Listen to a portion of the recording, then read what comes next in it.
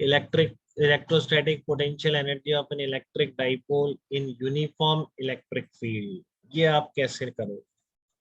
ठीक है ना, ये आप कैसे देखोगे?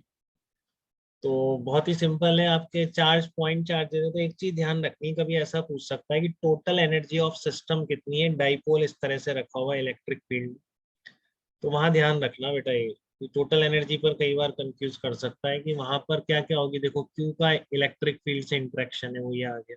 माइनस क्यू का इलेक्ट्रिक फील्ड से इंटरेक्शन है, वो ये आ गया। ठीक है, बट इन दोनों का आपस में भी तो इंटरेक्शन है, तो इसलिए आप इसकी भी एक लिखोगे, कितना, माइनस के क्यू स्क्वायर अपॉन है, अगर टोटल एनर्जी ऑफ सिस्टम की बात की जाए। ठीक है, बट केवल वो बात कर रहा है interaction energy of the dipole with electric field, तो आप मत लिखना। या केवल एनर्जी लिखा होगा तो आपके डिफॉल्ट केस में मेंस में यही पूछा होगा उसने, इंटरेक्शन। बट कभी आपको ऑप्शन दिख जाए 4 ऑप्शन पे तो ध्यान रखना। ठीक है ना, अगर इस सिस्टम की टोटल एनर्जी की बात की जाए तो आप माइनस क्यू प्लस क्यू की इंटरेक्शन एनर्जी भी तो लिखोगे। ठीक है, तो नाउ इंटरेक्शन, अब केवल इंटरेक्शन एनर्जी बात करता है डाइपोल की एक्सटर्नल फील्ड से, तो फिर दो ही है।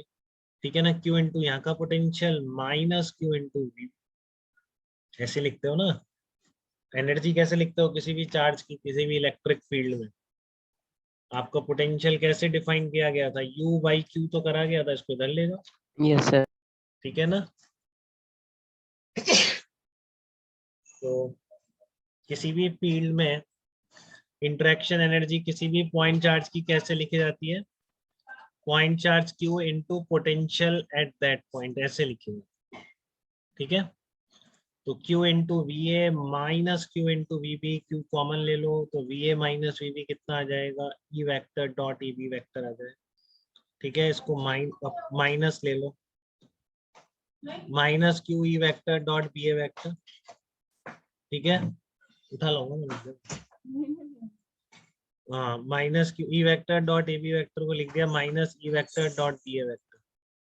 तो E vector dot B A vector को आप क्या लिख सकते हो, ये तो पी वेक्टर बन जाएगा ना आपका। देखो, आपका पी वेक्टर क्या है, charge into B A vector. तो charge into B A vector को लिख दिया पी वेक्टर।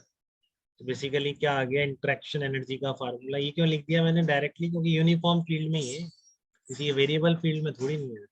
ठीक है ना, मैंने लिख रखा ना, यूनिफॉर्म इलेक्ट्रिक फील्ड में ऐसा है कि इंटरेक्शन एनर्जी लिखी जा सकती है minus P vector dot E vector. ठीक है, तो इसकी रेफरेंस पोजीशन कहाँ पर है, कहाँ जीरो हो रहा है, theta equals to pi by 2 पर जीरो, ऐसे बोल सकते हो। ठीक है ना, theta equals to pi by 2 पर क्या हो रहा है, ये पोटेंशियल एनर्जी का एक्स, मतलब आपका डाइपोल अगर परपेंडिकुलर रखा हो तो इसकी पोटेंशियल एनर्जी क्या आएगी, जीरो आएगी। बट मिनिमम कहाँ पर आएगी पोटेंशियल एनर्जी, जब नेगेटिव में सबसे ज्यादा हो रहा है, वो कब होगा, जब एंगल जीरो। ठीक है, तो पी वेक्टर और ई वेक्टर जब सेम डायरेक्शन में है तब आपकी जो इंटरेक्शन एनर्जी है डाइपोल की वो मिनिमम है। ठीक है ना, और मैक्सिमम कहाँ पर है, जब 180 पर। ठीक है, देख रहे हैं आप इस चीज को, ये आपका पी वेक्टर है, ये आपका ई वेक्टर है, तो अगर इनके बीच एंगल आपने थीटा जीरो कर दिया तो पोटेंशियल एनर्जी मिनिमम कितनी आ गई, माइनस पी। ठीक है, जब ये पाई हो गया तो मैक्सिमम हो गई कितनी, प्लस पी। और जब ये 90 डिग्री हो गया, p vector and E vector external field are perpendicular to each other, then interaction energy क्या हो जाएगी, जीरो हो जाएगी। तो ये बातें आपको ध्यान रखना। ठीक है।